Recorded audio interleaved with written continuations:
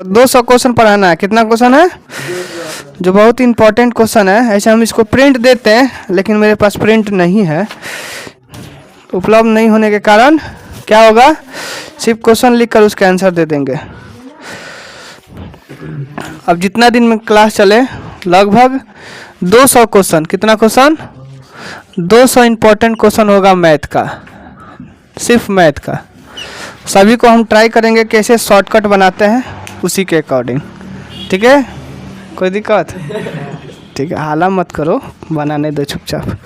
देखो पहला क्वेश्चन रहेगा, देखो इसमें जितने भी मैथ होगा वो सब क्या हो, मिक्स रहेगा। क्या हो जाएगा? मिक्स रहेगा, पूरा मिक्स क्वेश्चन, यानी जितने भी चैप्टर है सभी का मिक्स क्वेश्चन। जैसे देख सकते हो, आप लोग भी देख सकते हैं कैमरा वाले, क्या? ठीक है, देखिए पहला क्वेश्चन स्टार्ट करते। देखिए इसका वीडियो ऑलरेडी होगा, कहीं हो सकता है यूट्यूब पे। पहला क्वेश्चन है, निम्न में से कौन परिमेय संख्या है? पूछा है कि कौन परिमेय संख्या है। ऑप्शन हम दे रहे हैं, उसी के अकॉर्डिंग आप लोग बनाइएगा। √3, ऑप्शन बी है 2√2/√2। सी नंबर ऑप्शन है 4 + √5 और डी नंबर में है √6। बताना है कि कौन इसमें परिमेय संख्या है। एक एक क्वेश्चन लिखेंगे और एक बनेंगे, क्या हो जाएगा आंसर? बी। चलिए कैसे बी है, क्योंकि यह रूट कैंसिल हो जाएगा, क्या बचा? 2, जो 2/1 लिख सकते हैं, यानी जो p/q के रूप में होता है।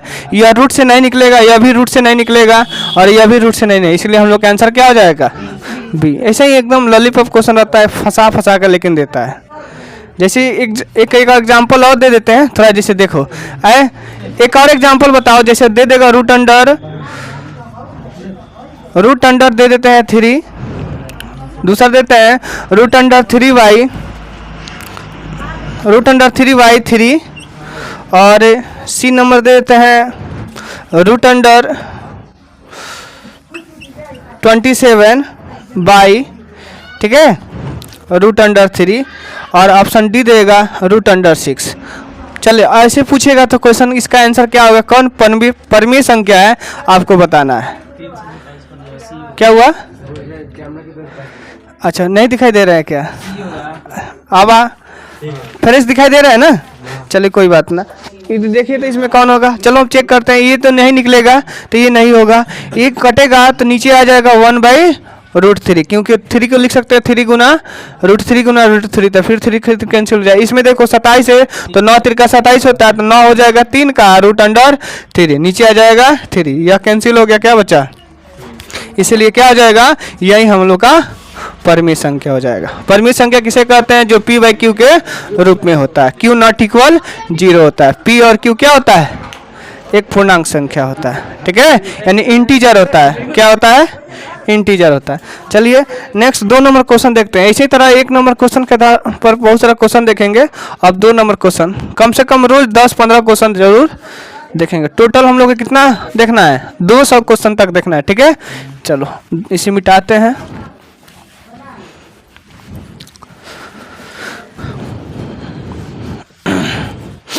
दो नंबर क्वेश्चन है कि किसी धनात्मक पूर्णांक a और b के लिए, किसी धनात्मक पूर्णांक, इसे लिख कर ही बताते हैं। लिखा हुआ है किसी धनात्मक, इसे शॉर्टकट लिख देते हैं, धनात्मक पूर्णांक, किसी धनात्मक पूर्णांक a तथा b के लिए, a तथा b के लिए, जैसे a और b है यहाँ पे, का मासा, क्या मासा गुने, ठीक है, मासा ब्रैकेट में है a, b, का लासा निम्न में से किसके बराबर होता है? किसके बराबर होता है? ऐसे क्वेश्चन है। कह रहा है कि कोई धनात्मक पूर्णांक a तथा b है, तो उसका मासा का लासा निम्न में से, दोनों मासा का लासा यानी दोनों का गुना पूछा है। यहाँ ऐसे देखो, मासा गुना लासा क्या हो सकता है? तो जब हम लोग जानते हैं इसका थ्योरी क्या होता है, ऑप्शन पहले दे देते हैं, उसके बाद हम बनाते हैं। a/b, ऑप्शन बी है b/a, ऑप्शन सी है a × b, ऑप्शन डी है a + b। ठीक है। अब हम लोग जानते, चलो इसका सॉल्यूशन निकालने के लिए बताते हैं। हम जानते हैं कि कोई भी दो संख्या है फर्स्ट गुने सेकेंड, तो इस दोनों संख्या का एलसीएम गुना एचसीएफ होता है ना। तो यहाँ पूछा है ना मौसा गुने लौसा निम्न में से किसके बराबर है, तो मौसा गुना लौसा किसके बराबर, तो दो संख्या कौन है, ए और बी है, तो ए गुने बी बराबर एलसीएम गुने एचसीएफ हो जाएगा। तो हमसे यही ना क्वेश्चन पूछा है, लौसा गुना मौसा, यहाँ है मौसा, तो किसके बराबर होगा, ए इंटू बी, जो कहाँ दिखाई दे रहा है, सी ऑप्शन नंबर हो जाएगा। ठीक है। 3 नंबर क्वेश्चन दिया है कि घात 1 वाले बहुपद क्या कहलाते हैं, जिसका भी पावर 1 हो वह क्या कहलाता है, वाले बहुपद क्या है, बहुपद कहलाता है। जिसका पावर 1 हो यानी 1 घात वाले बहुपद क्या कहलाते हैं, वो हमसे पूछा है। ऑप्शन दिया है रैखिक समीकरण, रैखिक बहुपद, दूसरा जो है द्विघात बहुपद, शॉर्टकट लिख देते हैं। 3 में त्रिघात बहुपद, और डी नंबर में नॉन, मतलब नॉन का मतलब होता है इनमें से कोई नहीं। तो हम तुम लोग को बताए हैं जिसका 1 घात हो, घात कितना हो, 1 घात हो उसे हम रैखिक बहुपद कहते हैं, जिसका 2 घात हो उसे हम द्विघात, जिसका 3 घात हो उसे हम त्रिघात। तो इसलिए हम लोग का ऑप्शन सिर्फ एक के लिए है, तो रैखिक बहुपद होगा, ये नहीं होगा। आया समझ में।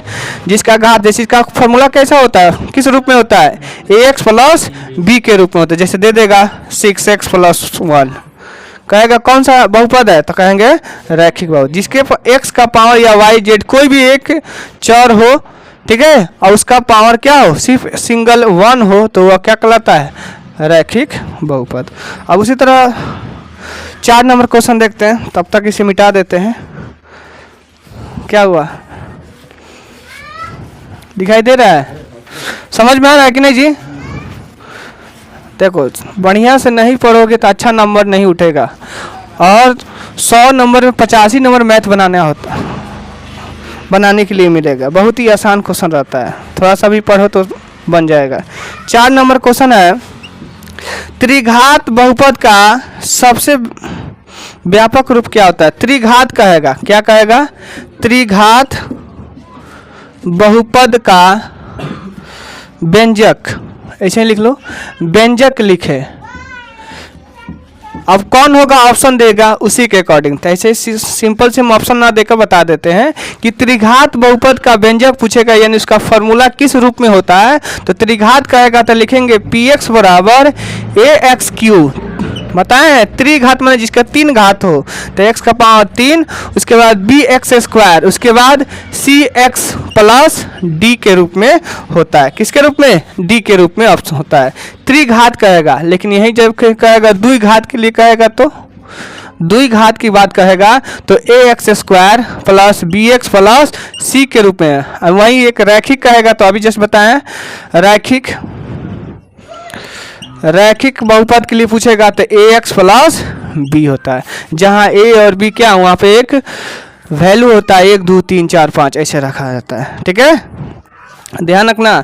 द्विघात होगा तो कम से कम x का पावर 2 जरूर होना चाहिए, ये रहे या ना रहे उसे कोई मतलब नहीं है। जैसे एग्जांपल दे देगा, जैसे बता रहे हैं 6x स्क्वायर प्लस 9 ऐसे रह जाए, या 6s square plus 6x minus 1 ऐसे रह जाए, चाहे 6x स्क्वायर प्लस 5x ऐसे रह जाए। लेकिन ध्यान रखना 6x प्लस 1 ये कभी भी हमारा द्विघात का समीकरण नहीं होगा। ठीक है, ये सब हो सकता है, ये हो सकता है, ये हो सकता है, लेकिन ये नहीं होगा। क्यों, क्योंकि x का पावर 1 है, तो 1 के लिए हमारा रैखिक बहुपद कहलाता है, और 2 के लिए हमारा द्विघात बहुपद कहलाता है। समझ में आया। तुम लोग नहीं लिख रहा है क्या, सिर्फ देख रहा है। जब तक इतना क्वेश्चन लिख दिए, क्या लिखने से तुम था।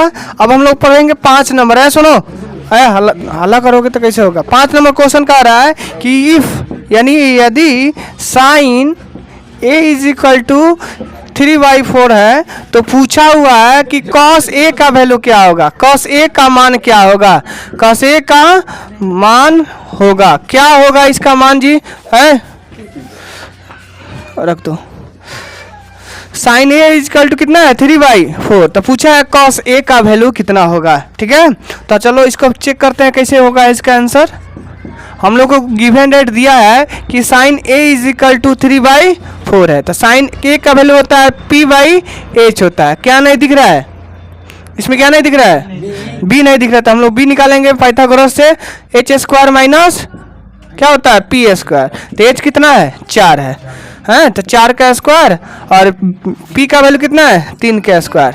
तो 4 का स्क्वायर 16, 3 का स्क्वायर 9, घटा देंगे तो √7 हो जाएगा। √, कितना हो जाएगा 7। इसलिए या कहेंगे अतः हम सिर्फ पूछा है कॉस का वैल्यू, तो कॉस ए का वैल्यू कितना होता है b/h। कॉस ए का वैल्यू कितना होता है b/h। b का वैल्यू कितना है √7 और h का वैल्यू किसमें कितना है 4। आंसर √7/4 हो जाएगा।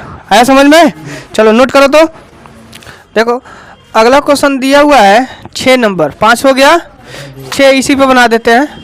ठीक है, 6 नंबर क्वेश्चन कह रहा है कि 10 किसके बराबर है। 10 बराबर होगा, 10 बराबर होगा।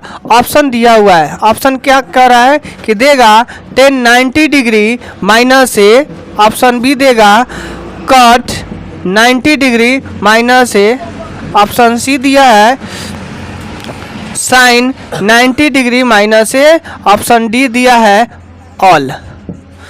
ऑल का मतलब निम्नलिखित में से जो 3 ऑप्शन है ये सभी हो जाएगा। तो बताओ क्या हो सकता है। तो हम लोग जानते हैं कि 10 किस में टूटता है कॉट में। तो देखो तो ऑप्शन कॉट कहाँ दिख रहा है यहाँ, ये तो कभी 10 में नहीं टूटता है।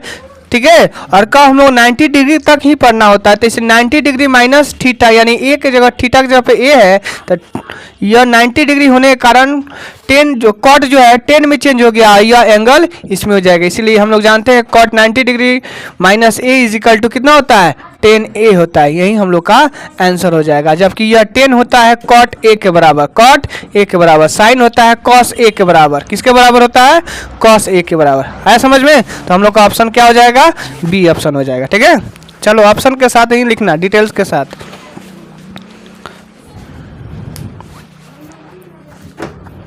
कोई दिक्कत? 6 तक पढ़ लिए और देखते हैं। देखो 7 नंबर कह रहा है कि किसी बिंदु के एक अक्ष से दूरी, क्या कह रहा है किसी बिंदु की एक अक्ष से दूरी उस बिंदु का क्या कहलाती है। ये बहुत इंपॉर्टेंट क्वेश्चन है। किसी बिंदु का, देखो फिर से समझ जाते हैं, किसी बिंदु की एक्स अक्ष से दूरी उस बिंदु का क्या, उस बिंदु का कहलाती है। क्या कहलाती है ये बताना है। ध्यान रखना, ऑप्शन दिया है भुज, ऑप्शन दिया है बी नंबर में कोटि, ऑप्शन सी दिया है बोथ, ठीक है, और ऑप्शन डी दिया है नॉन। ठीक है,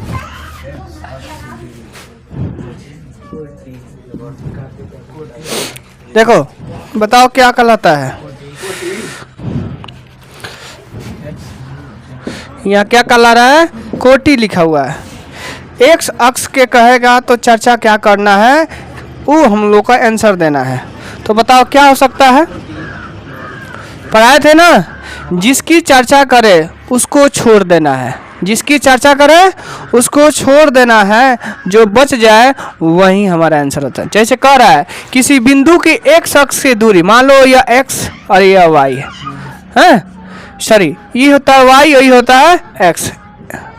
तो कह रहा है किसी बिंदु के एक अक्ष से ऊपर हम जब बढ़ेंगे तो इधर किसकी वैल्यू होगा, y की। तो y को हम लोग जानते हैं, कोई भी पॉइंट का कोऑर्डिनेट लिखते हैं तो x, y, इसको कहा जाता है भुज, इसको कहा जाता है भुज, इसको कहा जाता है कोटि, इसको कहा जाता है भुज और कोटि। जैसे इसमें चर्चा करेगा एक अक्ष से, क्या कहेगा एक अक्ष से किसी पॉइंट की दूरी जो क्या कहलाता है, तो जो चर्चा करे x उसको छोड़ दो, अगला जो बचेगा वही हमारा आंसर होगा कोटि। क्या आंसर होगा कोटि। अगर यहाँ y रहता तो इसका आंसर होता, y को बंद करो क्या बचा x, यानी भुज कहलाता है। समझ में? पहचान करने का बहुत ही कंफ्यूजन होता है। कोटि की भुज, कोटि की भुज। तो हम बताए थे यदि क्वेश्चन में चर्चा करें एक्स अक्ष से, एक्स अक्ष की चर्चा करें या वाई अक्ष की चर्चा करें, जिसकी चर्चा करें उसमें बंद करो, जो बच गया वही हमारा आंसर होगा। और कभी भी किसी भी पॉइंट का कोऑर्डिनेट लिखते हैं एक्स कॉमा वाई, यानी पहले भुज लिखा जाता है उसके बाद कोऑर्डिनेट। तो एक्स की चर्चा कर रहा है, क्या कर रहे उसे छोड़ो, एक्स अक्ष की चर्चा कर रहा है तो एक्स को बंद करो, क्या दिखा कोटि, तो ऑप्शन हो जाएगा कोटि। आया समझ में? चलो इसे नोट करो। तब तक एक और देख लो, 8 नंबर देख लो, आसान है। कह रहा है वृत्त के क्षेत्रफल का सूत्र क्या है? वृत्त का क्षेत्रफल, वृत्त का क्षेत्रफल क्या होता है? देखो कितना आसान आसान क्वेश्चन पूछा है। वृत्त का क्षेत्रफल क्या होता है जी? अब बिना ऑप्शन के, चलो ऑप्शन वाला ही दे देते हैं।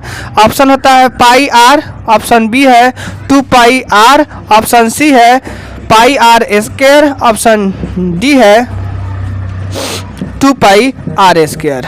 ऑप्शन डी क्या है? 2 पाई आर स्क्वायर। अब बताओ तो वृत्त का क्षेत्रफल क्या होता है जी? वृत्त का क्षेत्रफल क्या होता है? क्या होता है जी? क्या होता है? बोलो कस के बोलो। 2 पाई आर होता है स्क्वायर। गजब, खूब पढ़ रहे हो जी। क्या होता है सना? तुम बताओ। नहीं बताएगी तो बस। क्या होता है? तुम क्या होता है? गुड, पाई आर स्क्वायर होता है। वृत्त का क्षेत्रफल क्या होता है? पाई आर स्क्वायर होता है। देखो इसलिए हम इसमें डाले थे कि 2 पाई आर, ये नहीं होता है यार, ये किसी का भी फॉर्मूला नहीं होता है। वृत्त का क्षेत्रफल की चर्चा करें तो उसका होता है पाई आर स्क्वायर, ठीक है, स्क्वायर। यही कहा है वृत्त का परिधि, वृत्त की परिधि तुमसे पूछे, क्या पूछे? वृत्त की परिधि पूछे तो इसका फॉर्मूला होता है 2 पाई आर। है समझ में? तो याद ना, वृत्त की परिधि पूछे 2 पाई आर, वृत्त का क्षेत्रफल पूछे पाई आर स्क्वायर होता है समझ में? चलो नोट करो तो, 8 नंबर तक नोट करो। हाँ 10-10 क्वेश्चन ही बनाएंगे ना। देखो लिखा है कि संचयी बरम्बारता का वक्र कहलाती है। संचयी बरम्बारता का, संचयी बरम्बारता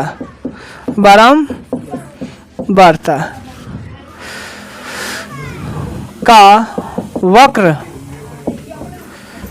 कहलाती है। क्या होगा अब आपको बताना है।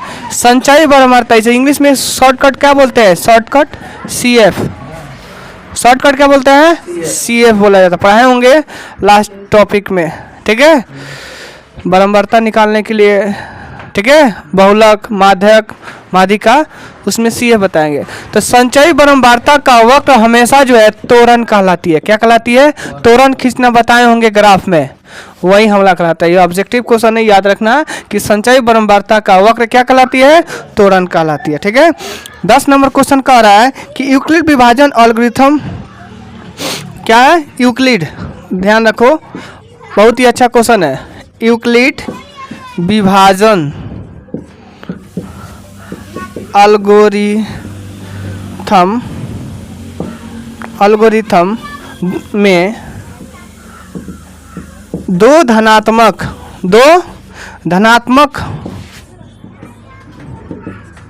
पूर्णांकों को किसे परिकलित करने का तकनीक है। थोड़ा क्वेश्चन को सुधारेंगे फिर से।